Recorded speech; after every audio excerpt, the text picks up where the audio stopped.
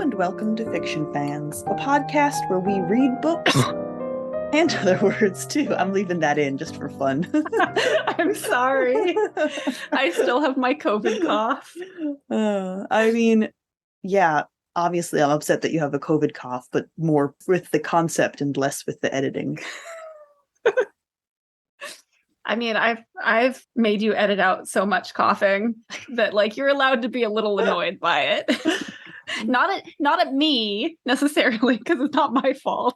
I have many reasons to be annoyed that you have a COVID cough, and only some of them are self-interested. But if I had to edit the podcast, I would be annoyed at how much I coughed too. Well, you're not doing it on purpose. Wait, you're not doing it on purpose, right? I'm not doing it on purpose. All right. Well, I already said hello and welcome to Fiction Fans. We are talking about, oh boy, what is the full title? There it is.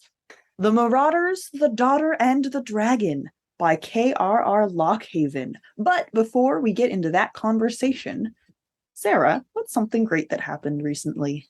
I will answer that question in a minute. I feel like I should redeem you a little bit about forgetting the title, because when we first read this book, it did have a different title. I was going to cut that, but okay. Well, you can now. You still can cut it. So something great that happened to me. There's a little bit of a backstory with this. A year ago, I went on a backpacking trip with my father, which was lots of fun. I had a great time. But when I got home, the pair of not hiking shoes, but like shoes, like car shoes that I had brought on the trip, which are like nice flat. I mean, not fancy flats, but like comfortable flats. Yeah. I couldn't find them. I was really bummed. Like I checked my father's car. I checked my trail pack. I checked like the bag that I had just had in the car. Essentially, I checked everywhere. Couldn't find them.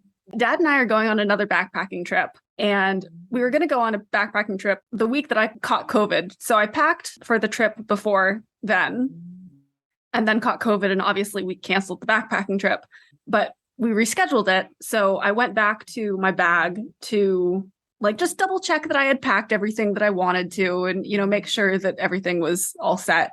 And in the process of unpacking to then repack, I did find those shoes, which I swear were not in the bag the first 3 times that I looked. Well, the fairies brought your shoes back, so that is good. Yes, I was really thrilled. Like I missed these shoes. I thought about buying a second pair or like a replacement pair and never got around to it. And now I'm glad that I didn't. But if you had bought a replacement pair, you would have found them sooner. Well, that's true too. Yeah. I voted today. Always a good thing. Yes, definitely a good thing. It's the primaries, so not like, I'm not going to say not important, because of course all voting is important, but much simpler than when we have the full ballot and there's 5,000 million little things we have to research what they all are. But yeah, did that, walked it down to the vote box. Washington is cool. Everyone has, I don't know if it's Washington or King County. Up here, everyone does absentee voting. Like, it's not an option to do in person. And there's a bazillion boxes, like ballot boxes, all over the place. So we just walked to the closest one and got some exercise, voted, did buy burritos on the way home. So excellent day all around. Exactly. And what are we drinking tonight? I'm just drinking white wine. You promised that you had a concoction that you were drinking that you were going to explain on air. Yes, I have my weird drink. So apparently, I guess there are these things called apple cider vinegar seltzers now that are like non-alcoholic seltzers, but they're like mocktails. I mean, that makes sense because you can use a fruit shrub to make like with soda water, whatever, to make a drink. And a fruit shrub is just a fruit vinegar. So apple cider vinegar is a fruit vinegar. Yeah. So it makes sense. Well, I did not buy a can of that because, no. I have a bottle of apple cider vinegar. So I did just pour like a tablespoon of apple cider vinegar into a bubbly water with some ice. And it feels very fancy. Does it taste good? It grows on you. I like savory cocktails, so probably I am predisposed to like it. I have no idea if apple cider vinegar is actually as good for you as some of the crunchy hippie blogs say, but it's probably not bad for you, right? That's probably a solid thesis. So it is just a way of having a fancy drink without pumping poison into my body. So that's a plus. That is why I like using fruit shrub Mm-hmm. when I feel like, quote unquote, having a drink, but I don't want to have anything alcoholic. Because half the fun is in like making the drink. Oh yeah, I feel the same way. Like iced tea is such an involved process that it's almost like, I don't know, self-care. I'm putting this much work into a drink just for the hell of it. Yes, I agree. It's not like absolutely delicious. It's pretty refreshing. I like savory cocktails, so if you don't, you probably wouldn't like this. Yeah, I think it's a little more savory than what I have had. And with mine, when I am making something with plum shrub, I do usually add a little bit of simple syrup to it to sweeten it up a little bit. Yeah, I don't sweeten this. It does sound cool and refreshing for those hot days. My ice already melted though. Oh, that reminds me of my other good thing, which is it rained. Oh. We got 2 little cloud bursts for a grand total of about 5 minutes of rain. But there was water. The streets were visibly wet for a short period of time. It was very exciting. Moving on to some actual book content. Have you read anything good lately? I have. I read, oh God, I need to look up the name. The second Monk and Robot book by Becky Chambers. Something Crown Shy. I'm sorry, Monk and Robot? Did I hear that correctly? You did hear that correctly. Okay, A Prayer for the Crown Shy. This is the second novella that follows these 2 characters. A tea monk who goes around essentially serving tea to people and like providing a listening ear, and a robot that she finds deep in the forest who wants to, like, the robots are ready to start interacting with people again. And so this robot has set out to find people and wants to ask what they need. And it is this very cozy fantasy, feel good. When you read it, it feels like sitting down, curling up in your favorite place with your favorite people or pets and having a mug of hot tea. It's just so soothing and relaxing. I think I liked this book even more than I liked the first book, which is hard to top. I thought the first book was excellent. But yeah, so I read that. It was great. That seems to be her niche, huh? Just Yeah. cozy feel good. Yeah. This is definitely sci-fi and not fantasy, but it's not space sci-fi. It's like very, and not Earth, because they're not necessarily on Earth, but it's very like planet grounded. Yeah. Community centric. I mean, I guess there's an element of found family too, but like, I think it's more community based than the one book in the Wayfarers series that we covered, which was very found family. Yeah. If that makes sense. I have not read a single thing. I keep looking at my bookshelf as if that's going to change that. I mean, to be fair, you've been a little busy with home renovation. Yeah. And your parents visiting. Yeah. And like, honestly, that trumps reading. I agree. Or at least it does when you like your parents. Yes. We are blessed in the parent department. We both are, yes. Speaking of parent departments, that's a bad transition. It wasn't a bad transition, but it was a bad transition. I mean, it was appropriate. We are discussing the Marauders, the Daughter, and the Dragon. Did I get that order correctly? I did. You did. I always want to pluralize daughters. The Marauders, the Daughters. There was only one daughter in this book. Well, I guess technically there's all women are daughter. You know what I mean. I do know what you mean. But there is the titular daughter. Yes. In this book. I mean, pirate princess fights bigotry? Is that like just the tagline for this? I think it might be. Yeah. We were very, very lucky to actually beta read a copy of this book before like it was, available for ARCs or anything. And it was fantastic. We both loved it. So understandably, now that it is available for ARCs and is coming out, I should check the release date. Yes, it comes out August 20th. So if you are listening to this episode when we release the episode, you still have 3 days to pre-order, which you should, because it's a fantastic book. And I forget where I was going with this, but I think it was just that we were very thrilled to be talking about it on the podcast. We've spent an awful lot of time talking about it, so now we just get to do it recorded. Exactly. Given that we talked about The Conjuring of South Avrex, which was Lockhaven's first book, and we have discussed that on the podcast, I think it's worth doing some comparison to it for when it comes to this book. This is definitely, I loved The Conjuring of South Avrex. Like, I don't want to imply otherwise, because it was great. It was a lot of fun. But this is definitely like a more thoughtful and mature novel, I think, than that one was. I mean, The Conjuring of South Avrex is a barrel of laughs. Yes. But it sure never made me cry, unlike this book. Yes. I think that book is, like you say, a lot of fun, but this book feels like it has much more character growth to it. There's a lot more emotional depth. Yes. Azur, the main character, is dealing with, a politician who is trying to be really super racist. Is successfully really super racist. He has run on this platform of anti-human bigotry, and he intends to do bad things, basically. And yeah, he's just a huge grade A bigot.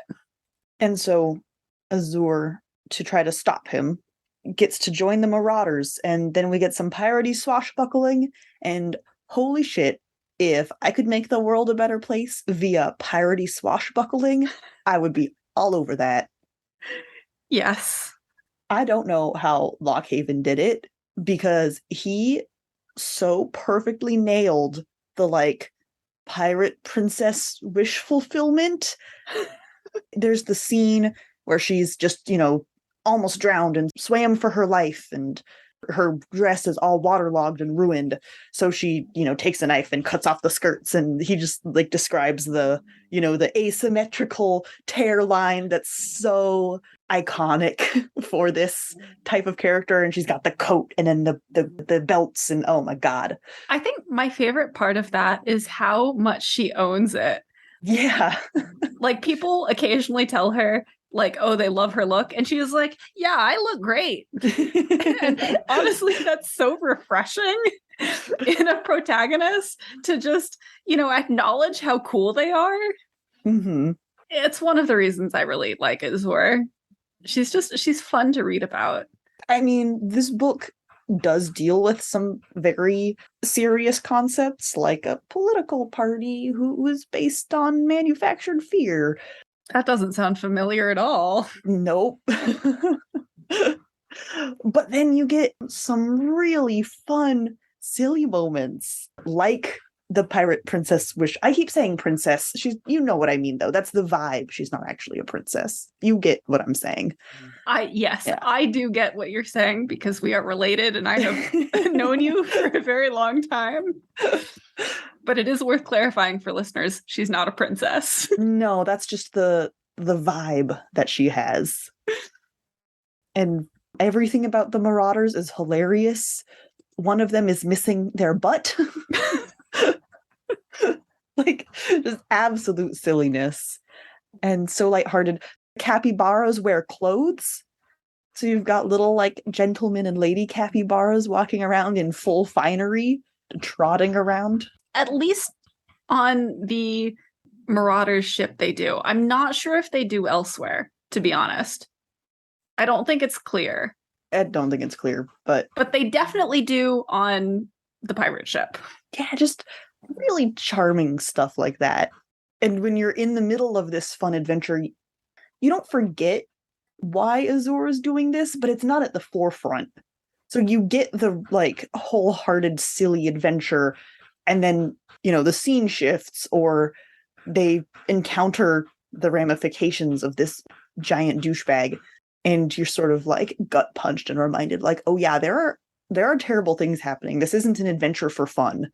Yeah, this is definitely not cozy fantasy, but there are so many cozy fantasy vibes in this book that like I really want to describe it as cozy fantasy, but I can't because the plot is not cozy fantasy. And then you get some like incredibly, like a couple of incredibly gory scenes where things happen. And I'm like, oh, and they hit more because you're not expecting it, because you've had this really cozy feel. But yeah, a lot of it is so cozy. I don't know. Well, I do know. I agree with you. There are a lot of really cozy like moments. Like I said, when Azor is off adventuring and not dealing with this political upheaval face to face, you can really just like dive into how silly and fun and happy and wholesome and sweet, really, really sweet so much of this book is. And then you turn the page and remember, oh yeah, her dad basically disowned her to join this awful political party. And that father-daughter conflict is really the main thrust of the book. It is the backbone of the book. And that's just so stressful. I mean, in a good way. I didn't find it stressful in the way that I think you did. I mean, obviously it's like heart-wrenching because you want this conflict to be resolved and you want her father, who starts out as a follower of Pratt, who's the bigoted governor, like you want him to see sense and to stop being so ridiculous and stop following Pratt. But yeah, I didn't find it stressful per se. We can't really talk more about that without getting into spoilers. There are so many fun characters in this book, looping back around to the sweet and fun parts and not the parts that make me want to tear my hair out and scream and cry all at the same time. Not at the book, at John, the father, specifically. So the governor is bigoted against non-humans. And so, of course, Azor gets to meet all sorts of cool non-human characters. I think Elijah might be my favorite. He's a skeleton. Elijah's pretty good. I really like Brissa, who's a Siguapa, which is another race. I know that there are Siguapa, fauns, orcs, elves. I'm not sure if there are any other races beyond that. Capybaras. Do capybaras count as a race? We haven't gotten any indication that they have a human-like intelligence yet. Well, they are non-human and Pratt is mean to them, so. That's true. I don't know. Elijah's just so sad. He gives me like really strong Marvin from Hitchhiker's Guide to the Galaxy feelings. Yeah, I can see that. Like they're not the same character at all, but just that like resounding, resilient bummer. He also plays kind of a similar support role for most of the books. Most of the book. So I can see where you would make the comparison. But that's a very surface level comparison. This book is a lot more emotional than Hitchhiker's Guide to the Galaxy is. I mean, it's nothing like Hitchhiker's Guide to the Galaxy. I don't want to like say that at all. And even Elijah like is so much more fleshed out. He's a skeleton and Marvin's a robot. He's still got more flesh than Marvin. Yes, this is true. And then the Marauders, of course, have a whole cast of characters, but that's a little spoilery. Learning about the Marauders and who they are. Yeah, we can save that for a little bit for the spoiler section. Suffice it to say, they're great. We love them. Circling back just a little bit to comparisons to the Zoth Avarax, though, just for a quick minute. One of the things that I had not issue with, but like that kind of threw me out of Zoth Avarax was all of the pop culture references, not necessarily the amount, but just like how they were woven into the story and how they were not so much woven into the story. Not so much woven into the story. Yeah. They weren't really given the time to breathe and like have the impact that they could have. Whereas in The Marauders, The Daughter and the Dragon, they are really, really well done. At like they're subtle, But if you know what he's referencing, what Lockhaven is referencing, like obviously you get it. But it just makes for much more enjoyable reading to see this kind of reference like woven into the text like that, instead of you're not being bludgeoned over the head. It helps with the pacing so much. Yeah. Because you don't have to stop and go, yes, I have read The Hobbit. I understand. Yes. So like that's just another area where I think Lockhaven has really improved as an author from his first book, which again we really enjoyed, but we did have a few issues with. I agree. All right, other than everyone who should read this book. You should read this book if you like pirates and dragons, if you like cozy fantasy vibes, but also really enjoy a little bit of gore and very high stakes adventure. Yeah, a high stakes adventure, but I would say, how do I want to phrase this? It is because it is high stakes, but also it feels very personal stakes. Yeah. Like, yes, I guess if Pratt gets his way, you know, the islands are at risk, but it feels very personal. And it is actually very personal to Azur. Yeah, I just feel like her trying to separate her father from Pratt is so much more moving.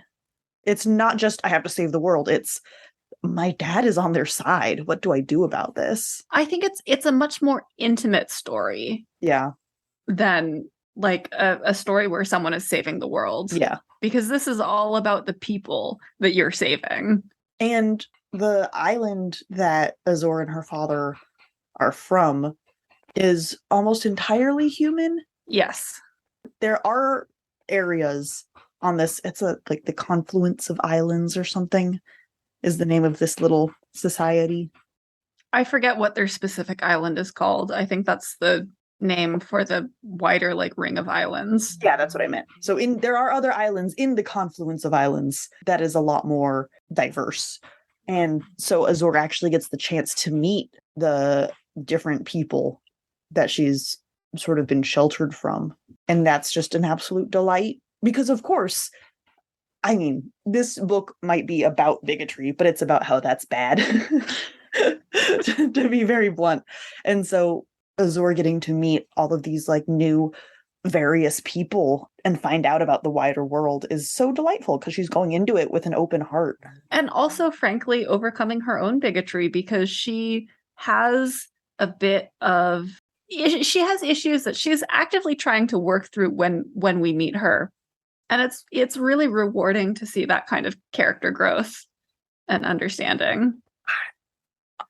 Breadth, I really think, is just the word for this book, because you get the swashbuckling adventures and then you get the very small emotion or like intimate emotional moments. Not small, but like smaller scale in a sense. Yeah. And then you have the really big ones and you have the big conflicts and then you have the like, let's go to a casino side quest. And having such a varied experience in this book and watching Azur grow as a person and sort of confront herself and her family history and everything, having those contrasts make both parts feel that much more poignant. Yes. Because the fun is so much more fun because, yay, we're not reading about terrible people for a moment. Yes. And then we do get to the parts with the governor who I just really want to punch in the face. Which, I mean, Lockhaven did a great job of making a character that you really can't stand. Governor Pratt is horrible. And yeah. And it feels even more horrible because you were like, no, but 1 minute ago, everyone was happy. Mm-hmm. Why are we here now? Why is this happening? It's upsetting. Only semi-related, but you mentioning side quests makes me feel like this book would be an excellent video game. Oh, yeah. Because the world is outstanding. We don't see a ton of it in this book, but what we do see is really intriguing. And I feel like if you were to take the plot of this book and make it a video game, like it would be so much fun. Like you have your main plot line that you're trying to progress. But then you also have these fun, like, you know, like the casinos or the going to the bar or the virtual reality adventure that they go on. Like it would be so much fun as a video game. And then your dialogue options would give you anti-racism points if you picked the right word for dialogue choices. Yes. It just I want to see this like a Kingdom Hearts style Square Enix video game. I didn't know I needed this until now, but I need this now. So for this setting, it is the really cool like island classic pirate adventure setting in that way. We see a lot of the different species, although not all of them, on this world. We get some hints. I don't think we meet any elves in the book. We hear about them, but we don't actually meet them. So there is more out there. But what really gets me, and I don't want to say it felt underutilized, because this book is really so perfect at what it does, but it's also like the planet is called the Underring, and there's a huge ring around the planet, or not the planet, the world is? I don't think that's the world. I think, yeah, maybe it is the world. I take it back. I thought the planet has a ring, and so they're under the ring. I think that is the case. There's also the ring. There's like a sea monster that encircles the islands, that protects them from all of the monsters that infest the waters between the islands and the continent, which is where the big elf orc war is. And I don't know, just little hints like that are endlessly fascinating, and we just get them like little tiny teaser hung over our heads. Yeah, it definitely feels like there's way more to this world than we've explored. Like I said, I don't want to call it underutilized, because we see exactly as much of it as we need for Azur's story. And I think trying to smush more world building into this book would have made it feel bad. Yeah. But I am definitely excited to read more. I'll say that. And luckily, this is the first book in a trilogy, I think. So there will be more. Yes. We got completely distracted from why you should read this book. Yes, we did. But on the other hand, I do think we covered why you should read this book. I mean, like, if you like pirates, if you like cozy fantasy vibes, but don't necessarily need a cozy fantasy story, because this is not a cozy fantasy story. If you like reading about father-daughter relationships, if you like great character arcs, emotional character arcs. We haven't even talked about the dragon yet, but there is a dragon who's great, and who also has a great arc. So if you like dragons. I mean, if you want a really intense, dramatic storyline about family that's just also dispersed across some really fun hijinks, you'd love this book. It feels like it has something for everyone, and I know that's a really cheesy thing to say. Yeah, but you're not really wrong, though. But it doesn't feel patchworked. You know, it's not too many things in this book. It's just this young woman's journey happens to span many different experiences, and we got to get to the spoiler section so we can talk about it.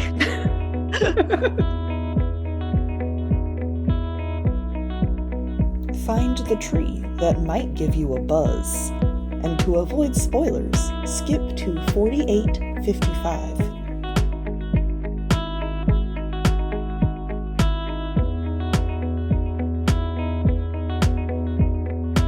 So you mentioned the dragon. Yes. And obviously we couldn't talk about this in the non-spoiler section. Although he is in the title.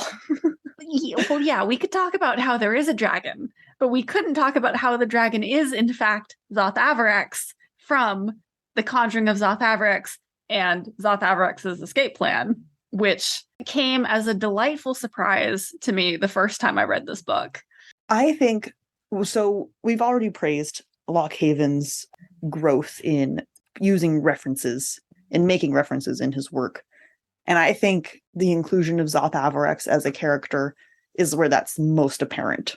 Because this is the whole ass character, the title character from his first novel, but you don't need any of that. Like, it's inconsequential, but knowing what Zoth Averex has previously gone through and how his plans have been thwarted in the past does add, I guess, just background, like character knowledge. But if you went into this book with nothing, you'd be totally fine. Yeah, like Zoth Averex gives you enough information about his backstory to really appreciate where he starts out and where he ends up as a character. But I do think that you would get more enjoyment from that growth if you'd read The Conjuring of Zoth Averex, but you absolutely do not need to in order to enjoy and understand The Marauders, the Daughter and the Dragon, which so yeah, like I think Lockhaven has done an excellent job at bringing in this character from a previous book into a completely different world and setting and novel and making it a standalone. Really, having read The Conjuring of Zoth Averex, it just gives you more solid knowledge of what he's like before he goes through his character arc. I mean, he's kind of a callous jerk. He's definitely a callous, self-centered jerk. He's definitely a jerk. And you pick that up. He doesn't hide who he is. He makes it very evident. But going through an entire book where he's the antagonist of The Conjuring of Zoth Averex, and so then having him appear in this book as an unwitting ally, I would say. Yeah, I mean, at times. At times. And it's definitely really, even if you haven't read The Conjuring of Zoth Averex, I think it's definitely really, you can really appreciate seeing his development from someone who is so self-centered, who doesn't care about anyone but themselves and their horde, and who is an ally, but really kind of only reluctantly, because it's like, you scratch my back, I'll scratch yours. Reluctant is the word I was looking for. Yes, thank you. Yes. So seeing him go from that to recognizing that previously, he was kind of unhappy, and his horde, like, it was great to have the biggest horde in the multiverse, but it didn't really get him anything. He wasn't satisfied. And so seeing him develop and actually recognize people as friends is so satisfying. I'm an absolute fucking sucker for saving the world through love and friendship. And we definitely see Azur do that. I mean, Zoth Averex admits that they're friends and that he's going to help her just to help her instead of to get something out of it. And that is that's the climax of the book. They're kind of fucked. And like the moment where he drops, so we talked a little bit about Elijah and how he's the skeleton, but what we didn't mention is that Elijah is cursed because he was part of like a pirate group and they stole a cursed treasure. And now they're cursed to be, I've said curse way too many times, but now they're forced to wander the world as skeletons until the last of this treasure, which has, I think it's like gold coins with a capybara embossed on them, are all like dropped in the sea and touch the seafloor or something. And Zoth Averex has the very last coin. And for a large portion of the time when he's introduced on to the end of the book, he's like, yeah, I know I have this coin where if I drop it, like Elijah's curse and the curse on all of the other sailors who we don't necessarily meet, but like we know they exist. I know that it would be broken, but I don't care. And so when he finally like drops it in the ocean, you're like, yes, character growth. Oh, the triumphant moments in this book are so emotionally satisfying. Yes. As lighthearted and silly as parts of this novel are, it also makes you really work for the victories. Mm-hmm. Like, holy shit, we haven't even, I guess we've briefly brought up, but I don't think we can even really get into Azur and John, except to say that they do, I mean, the book has a happy ending, right? Yes. That is a spoiler, but that's okay. That's the section we're in. But I don't even want to try to get into that just because the book lays it out so well, and it is so impactful when they do reconcile. Yeah, they have a really great arc. I will say, so part of their arc, and again, I agree with you that we can't really talk about it that much, but part of their arc involves John realizing that he's been a complete idiot to follow Pratt. And at the very end, he's no longer a Pratt follower. Like, he's recognized that that was a shit thing to do, but he's still kind of like subscribes to those ideas of bigotry that Pratt espoused. And so Azur has a comment to him that, like, no, we can't, Dad, we can't talk about politics. Like, just shut the fuck up. And I really wish that he had changed enough that they could talk about politics together. Like, this is not a complaint with the book, because I felt that John's change was really realistic. Like, he's not gonna magically change from a complete bigot to not a bigot over the course of one book. Like, that's just not, that's not how the world works, unfortunately. But I really wanted him to make that complete of a change. I mean, that would have been the fairy tale ending, right? Yeah. He saw the error of his ways, and now he believes in the equality of everyone. But just the fact that he goes from being willing to sacrifice his own child for a political movement to, like, not doing that he definitely is incredible. He makes a lot of important progress. I don't want to discount that. I just, like, you have this note here talking about how the resolution feels triumphant because it's so heart-wrenching. And I agree, but also it didn't feel like that, specifically that note, like, kind of soured the triumph for me a little bit, because I was like, oh, you still have a ways to go. Okay, you're making progress, you're trying your best, but you still have a ways to go. I liked that. I mean, it's frustrating, like, from a person perspective. Yeah, I mean, that's book, all. Yeah. Like, again, it felt real. Mm-hmm. Like, this is not a complaint with the book. Yeah. It's a complaint with the character. But, like, the book is perfect. Like, I didn't, yeah. Yeah. Oh, just that whole conflict is, I mean, puts you through the ringer. And Azur has to struggle with these really, like, complex, difficult emotions. And there's not really a good answer. And she has to acknowledge that. And it's, oh, yeah, this book definitely made me cry. I don't think this book made me cry exactly. Well, rereading the arc didn't make me cry.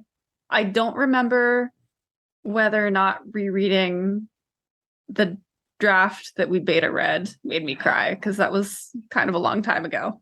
Even when Robin dies? That was rough. That was definitely rough. I do remember that my original comment was that he should string that death out longer, though. Look, this made me cry, but you could have done it even worse. Yes, exactly. Oh, I loved Robin. She was so good. Robin is great. She is a talking Robin, first of all. A shit-talking Robin. Yes.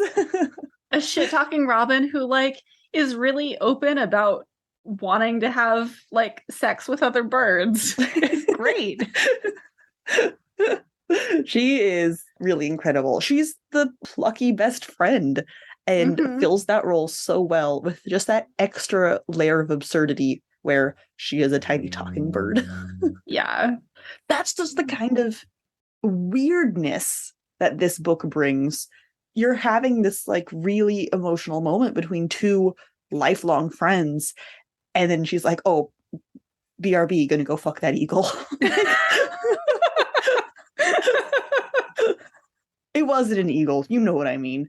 It was, I don't remember what kind of bird it was. I don't remember what, because she ends up having this relationship with the bird companion of the Marauder King, but I don't remember what kind of bird he was. That's not her first conquest. She gets around. She does get around. I mean, she's not shy about that. Good for her. Good for you, Robin. And she is sitting on some eggs when the book ends. Well, that'll happen. Yeah. Do they make tiny bird condoms? Maybe in this world they do. I don't know. I don't think she had access to them on the high seas, though. Yeah, I mean, even if they had them, if you're out, if you're out on a boat for long periods of time, you might run out. Well, at the rate she was going through them, yeah. So we had Robin's a very excellent relationship hijinks. We also find out through the course of the book that Elijah is in love with Azor, which, I mean, who wouldn't be? She's the greatest. And that's something that I really, really enjoyed at the resolution of the book, because there are little hints of it. You can pick up on it as you read through the book, but he comes out and says it at the very end. And like, I'm really interested to see where that relationship goes, because Azor doesn't really say whether or not she's going to reciprocate at the end. Like, I think she's flattered, and I think she's like, yeah, maybe, but there's no like returning declaration of love necessarily. Although she does admire his naked body when he is restored to human form. But that's not saying that I'm going to date you. Right. No, that's just, appreciation. Yes. Yeah, I quite liked it. It's interesting, right? Because at that point, they've sort of been through this fun, but also kind of harrowing task to... I still think it's interesting you pronounce it harrowing instead of harrowing. Yeah. Is that... I'm pretty sure it is harrowing. Really? Yes. Weird. Well. Side note, sorry. Is it really? I'm pretty sure it is harrowing. Okay. Whatever. I mean, like, I wouldn't bet $1 million on that, but I would bet like 10. This says it sounds like rowing. H-E-H. I think that's closer to how I pronounce it than you do. Yeah, I say it with a soft A, huh? Yeah. Harrow. But I guess, yeah, like arrow with an H in front of it. Okay, yeah. Fair enough. Yep. I was going to say, why would that be a long A sound? But no, I no, nothing to stand on. Hashtag words are weird. They are.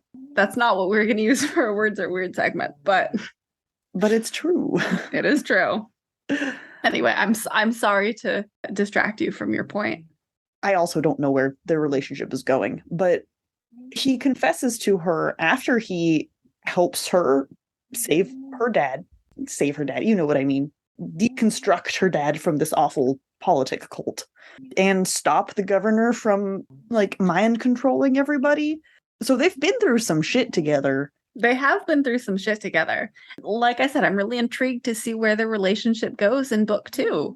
I think this book works very well as a standalone because all of the important threads are sewn up in this book. Like you do have a complete story. You're not left with any loose threads necessarily. But there are these little parts where you're like, okay, I see where the story could be continued, and I'm really intrigued to see where it goes. And this is one of them. Yes, I agree.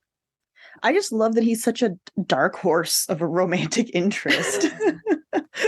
You don't think the sad skeleton is going to end up as the like... I actually kind of thought that, so there's another, not deckhand, but like he's someone else who works on the ship that Pratt is taking all of his followers on, because Pratt has like collected all of these followers in order to enact his horrible scheme of mind controlling this Leviathan to do bad things.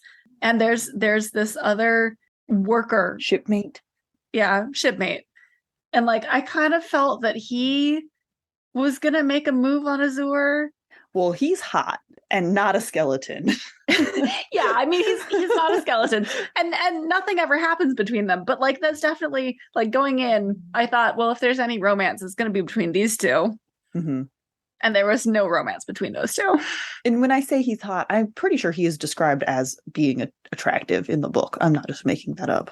And he's charming, and he's, the showing her the ropes. That's totally an in for a romantic relationship. Yeah. And I love that that's not what happens. Yeah. I don't remember his physical description, but like he definitely does have that showing her the ropes in. But nah, we get sad Elijah. Yes. Who is also apparently hot when he's unskeletonized. He's got good bones. But you're welcome. I'm making you spit your wine out. I'm sorry. I'll forgive you just this once. No, I really loved Elijah. And so when that does happen, I was just like, oh, Azura, you better say yes. Yeah. I mean, if she doesn't like him, that's fine, but she should like him. So it's really cute. But something I appreciate is that I feel like he would take it well if she did say, like, I don't like you. Well, that's kind of where I was going with they've been through so much together. Like, they're genuinely very close friends. They are. I mean, I didn't necessarily feel like on her part she considered him a potential romantic partner. Mostly he was a skeleton. Well, I agree. I also think she just wasn't thinking about that.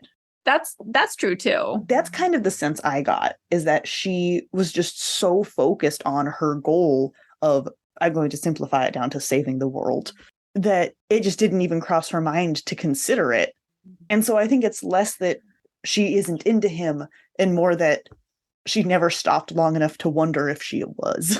I mean, that's true too. I do think that there's a little bit of she wasn't into him as a skeleton, or she didn't consider him as a potential romantic partner because he was a skeleton. Which is maybe fair. Which I think is valid. That does pose some difficulties. Yeah, like, I mean, if it's obviously, regardless of how much you like someone as a person, like if you want to bone them, pardon the pun, you can't really do that when they're a skeleton. You're not pardoned. Sorry, not sorry. No, it was good. Yeah, I'm just really interested. And of course, I'm a sucker for romance, so I'm excited. We have not talked a tiny bit about the Marauders, and do we need to? They're great. They sing sea shanties and make dirty rhymes and are just like one big happy. They do mischief, right? They're not pirates. They're very specifically not pirates. Yeah. And there's some orcs on the crew, and so we get to see like that aspect of the world. I do have to say that the sea shanty that the two orcs sing might be my favorite in the book, just because it's so full of innuendo. Like, it's delightful. All of the sea shanties in this are delightful, but that one is particularly delightful. I don't remember their names for the life of me. It's like Nargle and Auroch, I think. Something like that. But we get to explore like how everyone has these horrible assumptions about orcs, which, I mean, thanks D&D, but it's true. And it's always fun when a world flips that. Yeah, this is, if you like non-stereotypical orcs, they're not the focus of this book. But they shine. You definitely get that in this book. And they're fantastic. But that's definitely a spoiler, which sucks. Yeah. How do you say, no, just trust me. Just read it. Just trust me. Don't ask questions. Also, if you want possibly the best reference to the Two Towers Battle of Helm's Deep movie, specifically in regards to the orcs, I've ever read in a book, this book is for you. Well, Sarah, speaking of sea shanties. Yeah. So I have not kind of a pet peeve. I have a pet peeve. Specifically not in regards to the Marauders, the Daughter and the Dragon, because I think Lockhaven does songs in his book very well, and they feel not intrusive in the least. But reading this book did make me think of how it is so easy to do songs in books badly, especially if you have a full-length song, because it can feel so intrusive and it can just take you out of the story entirely. It can just interrupt the flow of the book. But in The Marauders, the Daughter and the Dragon, it's good. And the songs are great. The songs are delightful. I know you're going to fight me on this. I am going to fight you on this. Oh, dude. Tolkien. I love you, Tolkien. I know you just want to be a culture writer and invent all of these cultures, and songs are a part of that. But don't do it in the middle of your book, man. Make a collection of songs separate. See, I think that it works in Tolkien because he's such a culture writer. But I think that it would be more intrusive reading as an audiobook, listening as an audiobook. Yeah. Okay, I hate dramatized audiobooks, but it does make me wonder if maybe there had been some music behind them, it would have been less painful. Ooh, yeah. Yeah, I think if you're going to listen to it, you definitely need music. Specifically for Tolkien, maybe for other books too. Well, I think if there's supposed to be music in the happening behind it, then there should be. And there usually is supposed to be some kind of accompaniment, at least in Tolkien. But oh my God, we were listening to the audiobooks on a car ride. So we were a captive audience, no drifting off and not paying attention. And there's just a point where Aragorn sings a song, and then you get like 5 pages of Aragorn. I don't know how many pages it was. Too many. Half an hour of Aragorn singing a song. And then it was Legolas's turn to sing a song, and then we got another one for another half an hour. I will say, specifically with Tolkien, I think it does help to be able to read, because you can just kind of skim, and you can't necessarily do that with an audiobook. No. Bringing it back to Lockhaven just a little bit, what I liked about the songs were that they were all very fun and also not too long. Yes. They didn't feel like they went on longer than they should. There's also not that many. I feel Lockhaven used them very judiciously. And there are several, but they come at good moments. It doesn't feel like, we just had this really climactic thing. Let's find out what happens. Oh, no, we have to wait for everyone to do their songs first. Okay. Yeah, I mean, they are well integrated. And in that respect, I actually think that they are like Tolkien, in the sense that Tolkien puts his songs in very specific places where it's appropriate to the action, or where it's appropriate to what the characters are doing. Maybe that's a better word than action. Just don't do 3 or 4 in a row, man. Don't do that to me. That's not an exaggeration. I think it's when Boromir dies, and then everyone has to sing a sad song about him. And it's like, oh my God, I'm not even sad that he's dead anymore. Okay, so that was bad. And then Treebeard's song about the Entwives was so long.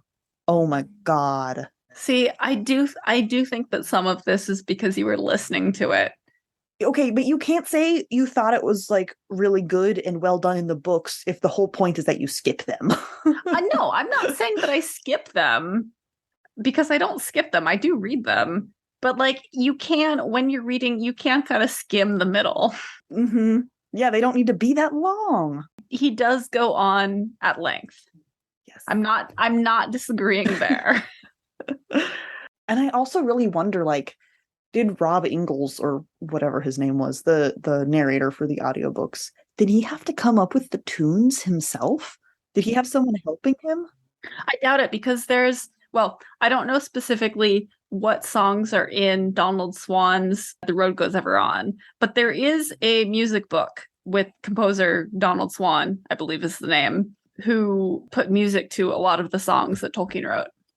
See, I think, okay, if it had been a more full production, just the songs though, I don't want a dramatized audiobook ever, ever, ever. But the songs could have used some help. Although, to be fair, a lot of this time they're singing, they don't have necessarily that accompaniment. In the wild, no, but there's a lot of singing in Meduseld and stuff. Okay, 50-50. Yeah, I'd say 50-50. It would have been nice. You said Don Swan? The Road Goes Ever On? I think I have a copy of it somewhere. Oh, it was a collaboration between Tolkien and Swan. That's cool. Yeah, he worked on it too. Or he gave his seal of approval or something. And, okay, yeah. So I was trying to figure out a timeline. This did come out way before the audiobooks did. Yes, it came out in the 70s. Yeah. Like this is not a new thing. Neither are the audiobooks. Well, yeah, but I guess what I mean is this is before the audiobooks. I was just looking for a timeline, yeah. But yeah. No, so that's neat. I did not know that. Also good, because I feel like that would have been rough. Also, it was still pretty rough. Now, the shanties, on the other hand, much, much more fun. 0% boring. The shanties were a lot of fun. I do want the full album at some point. Hell yeah. Please, Kyle, if you're listening, please produce that. Thank you so much for listening to this episode of Fiction Fans. Come disagree with us. We're on Twitter and Instagram at FictionFansPod. You can also email us at fictionfanspod@gmail.com. If you enjoyed this episode, please rate and review on Spotify and Apple Podcasts, and follow us wherever your podcasts live. We also have a Patreon where you can support us and find our show notes and a lot of other nonsense. And you should go pre-order or order, if you're listening to this after August 20th, 2022, The Marauders, the Daughter, and the Dragon by K.R.R.Lockhaven. Do it. I did it. You won't regret it. It's a really fucking good book, you guys. I'm sure we'll link to that in the description. We will link to that in the description. Excellent. Well, in that case, thanks again for listening, and may your Governor Pratts always be defeated. Bye.